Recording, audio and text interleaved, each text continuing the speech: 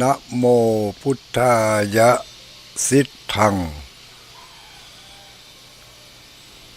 นะโมพุทธายะ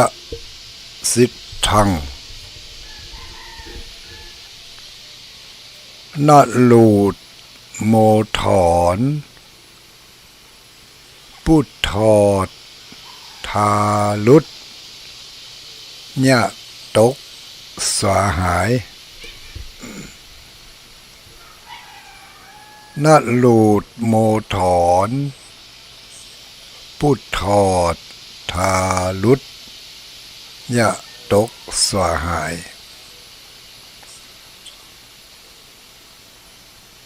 นะลูดโมถอน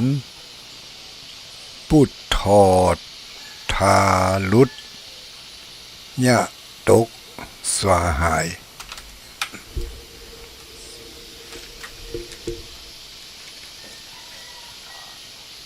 ขอความนอบน้อมแด่องค์สมเด็จพระสัมมาสัมพุทธเจ้า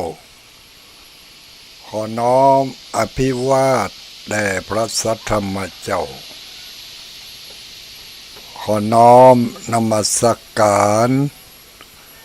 แด่พระอริยสงฆ์เจ้าขอถวายความเคารพมายังท่านพระคุณเจ้าท่านเจ้าคณะพระสังฆาธิการท่านครูบาอาจารย์พระสงฆ์องค์สังฆเจ้าทุกรูปทุกตนทุกองค์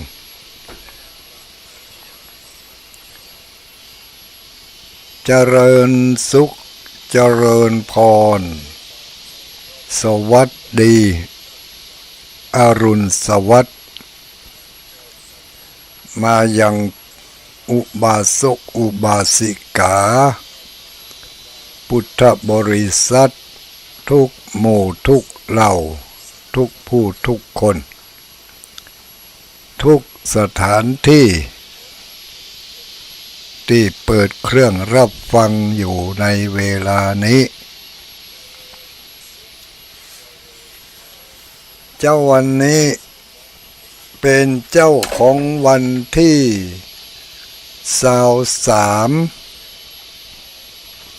23วันอาทิตย์ที่23เดือน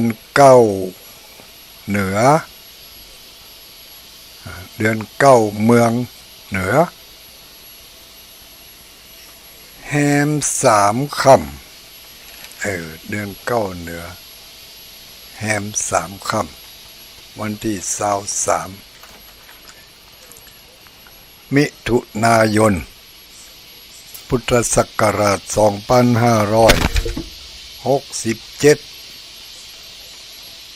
ในเจ้าวันนี้เป็นเจ้าของวันอาทิตย์เป็นกรณีเวลาพิเศษญาติโยมเฮาทั้งหลาย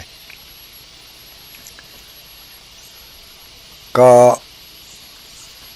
ปกติแล้วเขาจะได้ยินเสียงของท่านพระคุณเจ้ารูปอื่นๆ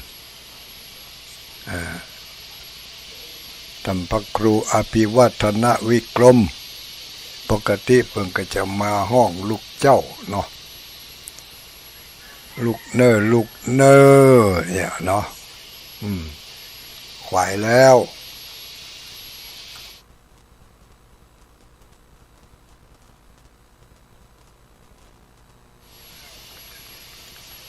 ขวายแล้วลูกเจ้ากินพักตั้งปลายลูกขวายกินพักตั้งเก้า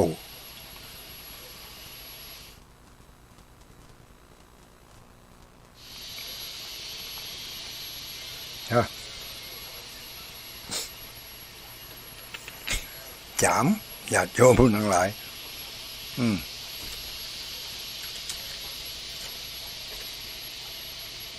เนื่องจากในเจ้าวันนี้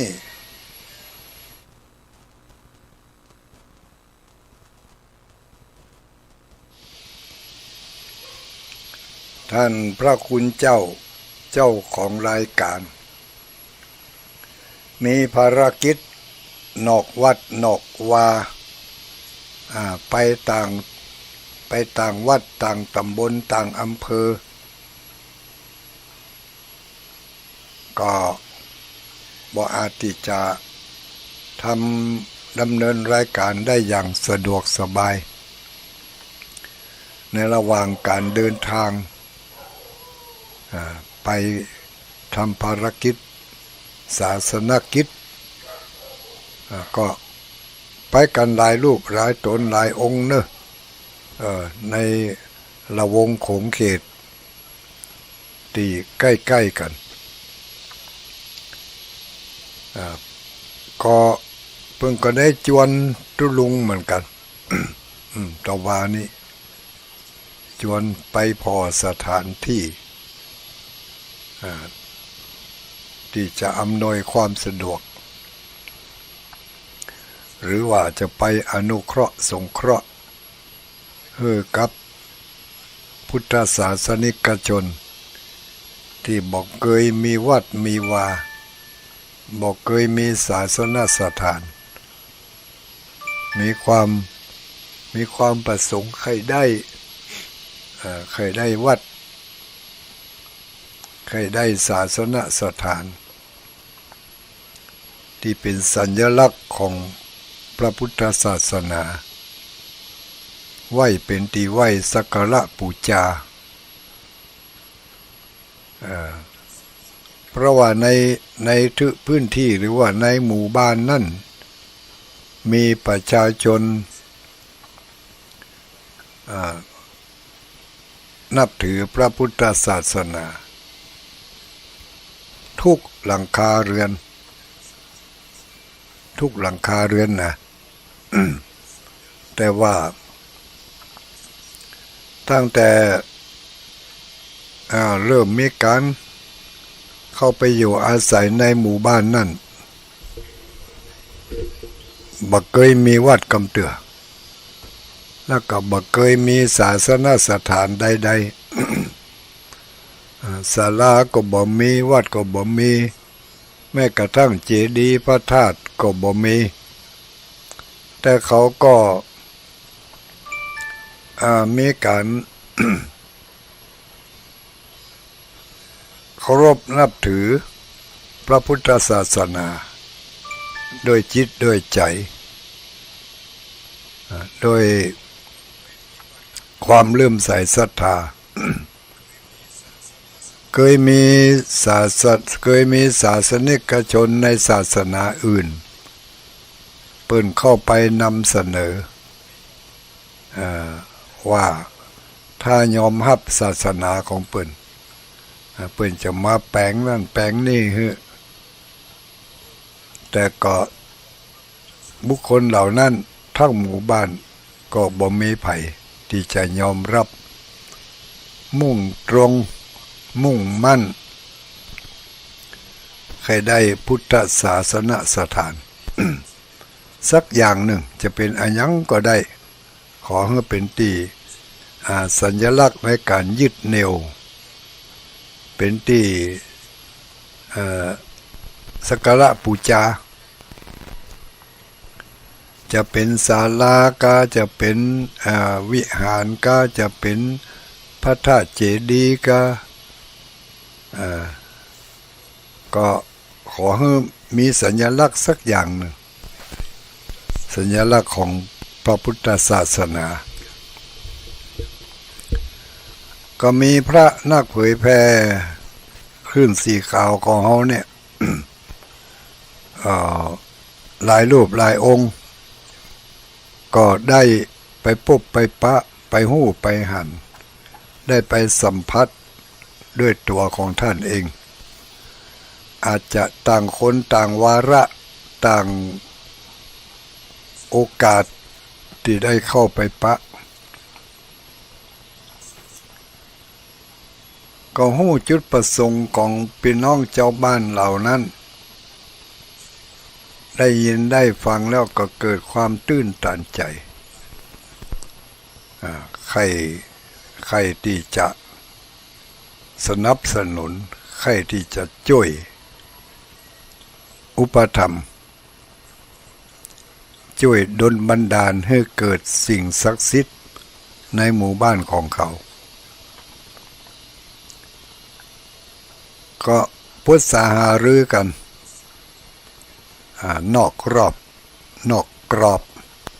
บ่ได้เป็นกิจลักษณะว่าในเมื่อ ในเมื่อมีคนต้องการเขาก็น่าจะสนับสนุนคงจะบ่เหลือบากว่าแรงของหมู่เฮาเพิ่งก็เลยนัดเวลากันว่าจะไปยื้อพอหรอ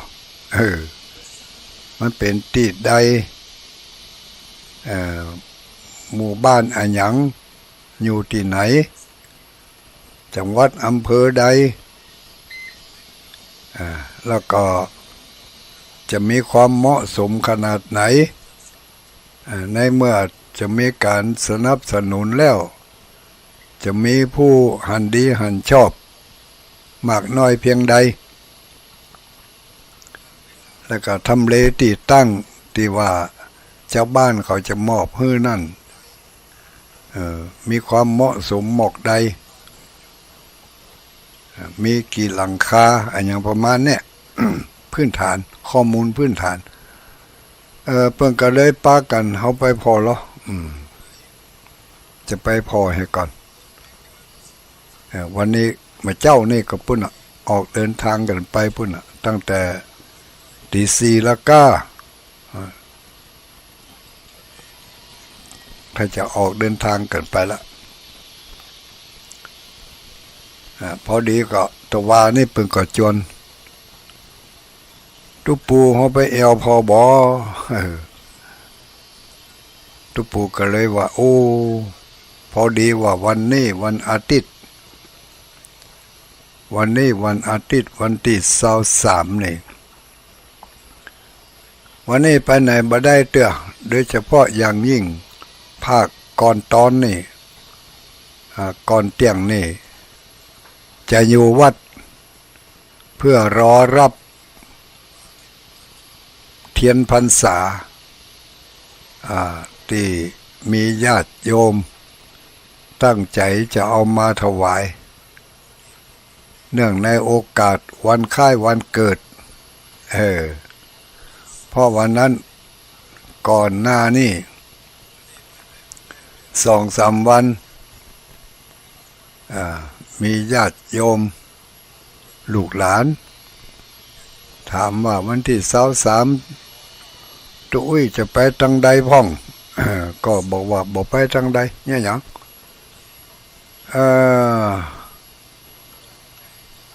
ข้าพเจ้าก็ผมดิฉัน จะไปทำบุญวันเกิดนะตุ้ยเอาอย่างพ้องว่าจะนั่นก็มาคือใจได้ที่จริงแล้วจะเอาหยังก็ได้เนาะก็เลยบอกว่าระยะนี่มันเป็นระยะที่เพิ่นจะรอเตียนพรรษาสำหรับตัวเธอคงจะบ่ได้มาร่วมกิจกรรมนี่เอาเตียนพรรษามาถวายปะเนื่องในโอกาสวันคล้ายวันเกิดเขาก็ตกลงถ้าจะอันตุ้ยอยู่ท่ารับก็แล้วกันห้ามไปที่อื่น ห้ามไปที่อื่นวันที่23จะเอาเตียนมาถวายตุ้ยก็เลยบ่ได้รับไปที่อื่นจะอยู่รอรับเทียนพรรษาณที่วัดม่อนจอมพอเนาะในวันนี้ก็เลยบ่ได้ไปร่วมภารกิจกับเพิ่นก็ส่งจิตส่งใจส่งกำลังใจไปเพิ่นไป ได้รับข้อมูลข่าวอย่างใดก็จะได้เอามาพุทธาโจทนากัน ใน ในโอกาสที่เรามีโอกาสที่จะได้สนับสนุนสนับสนุนตอบสนองความต้องการของผู้ที่มีความปรารถนาอยากจะได้ศาสนสถานเอาไว้ประจำหมู่บ้านก็ เป็นภารกิจที่เขาจะต้องดำเนินการต่อไปหมู่เฮาทั้งหลายในฐานะชาวพุทธบริษัทที่มีความเพียบพร้อมแล้วทุกอย่างเนาะศาสนสถานเขาก็มี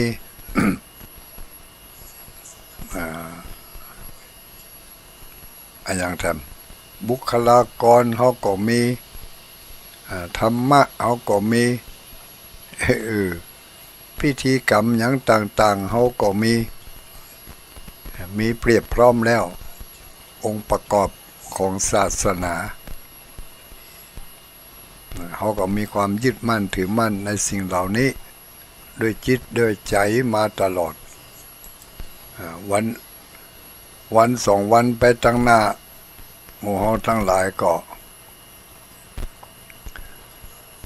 รอหมู่เฮาทั้งหลายก็รอฟังข่า